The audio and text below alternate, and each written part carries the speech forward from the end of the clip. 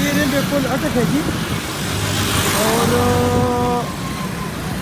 یہ جو جگہ ہے یہ آپ کو دکھانے کی کوشش کرتا ہوں کہ جب آپ اس سائڈ سے آ رہے ہوں، خاص کر بائکس یا کوئی گاڑی، تو ایک یہاں پہ مین ہول ہے، پھر یہاں پہ یہ ٹوٹا ہوا ہے، پھر یہاں پہ ایک بہت بڑا کھڈا ہے۔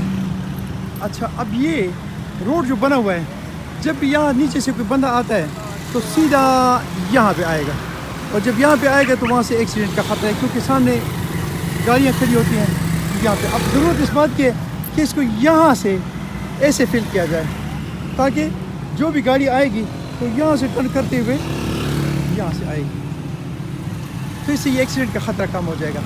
اب یہ جگہ بہت تھوڑی سی ہے لیکن انتہائی خطرناک ہے۔ اچھا، یہ جناب راستہ جو ہے یہ آگے آئے گا ایسے۔ اب آپ یہاں دیکھیں کہ یہاں سے جو گاڑیاں جائیں گی وہ ادھر نہیں مڑیں گی بلکہ ادھر مڑیں گی۔